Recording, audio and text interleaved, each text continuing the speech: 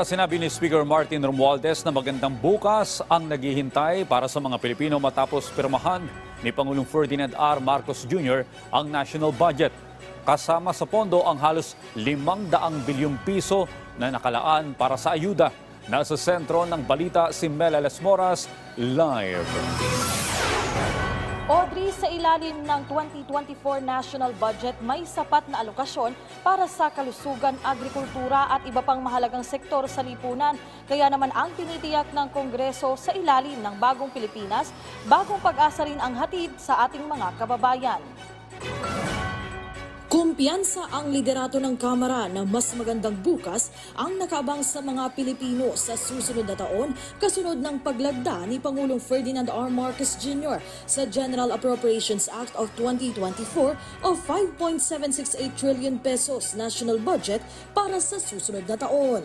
Ayon kay House Speaker Martin Romualdez, sumasalamin ang maagang pagsabatas ng presidente sa pambansang pondo sa katatagan at progreso ng bansa. Ngayong kasado na ang 2024 budget, tiyak na magtutuloy-tuloy at hindi na anya maaantala pa ang mga programa para sa agrikultura, kalusugan, edukasyon at infrastruktura ng pamahalaan. Una nang kinumpirma ni Speaker Romualdez na kalahating trilyong piso ng 2024 GAA ay nakalaan para sa mga kapuspalad nating kababayan. Partikular na ang iba't ibang ayuda para sa hindi bababa sa 12 million poor and low-income families sa bansa. Pero bukod dyan, makakaasaan niya ang iba pang sektor ng lipunan na may sapat na pondo ring inilaan para sa kanila ang gobyerno. Para sa legacy food security, 5 bilyong piso anya ang alokasyon para mabigyan ng libreng irigasyon, pananim, pataba at iba pang farm inputs ang mga magsasaka at may dagdag 5 bilyong piso pa para sa pagbili ng iba't ibang farm products.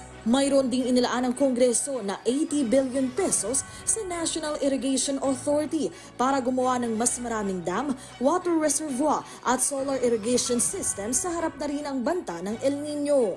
Ang sektor ng kalusugan naman, binigyan din ng pamahalaan ng malaking pondo, tulad ng Philippine General Hospital, National Kidney and Transplant Institute, Philippine Cancer Center, Philippine Children's Medical Center, Bicol Regional Medical Center at Batangas Regional Medical Center. Nariyan din naman ang iba't ibang programa para sa pabahay at sa West Philippine Sea na pinaglaanan din ng sapat na alokasyon ng Kongreso. Ayon kay House Committee on Appropriations Vice Chair Len Alonte, sa magiging paggamit ng pamahalaan sa 2024 budget, malaking tulong din ang mga bagong opisyal na iniluklok ng presidente kaya tiyak na mapapangasiwaan itong mabuti. Ang tinutukoy niya ay sina Agriculture Secretary Francisco Chu Laurel Jr., DSWD Secretary Rex Gatchalian at bagong Special Assistant for Investment and Economic Affairs Secretary Frederick Go. Habang si House Committee on Metro Manila Development Vice Chair Joel Chua, tiniyak naman ang sapat na safeguard sa pambansang pondo para na rin sa mas epektibong paggamit nito.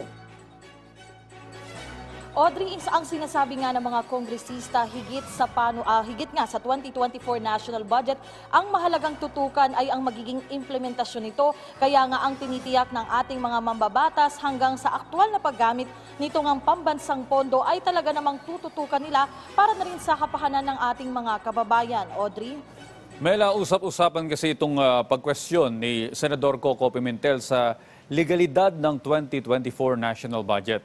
Meron bang tugon dito ang Kamara?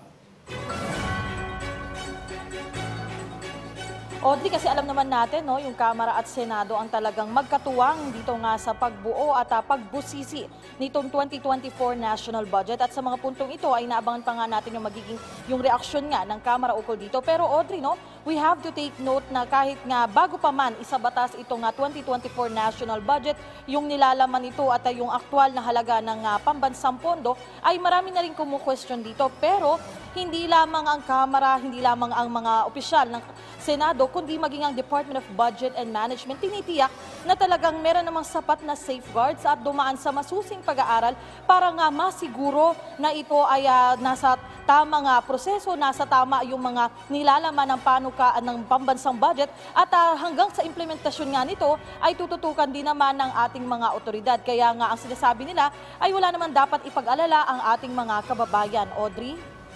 Maraming salamat, Mela Lesmoras.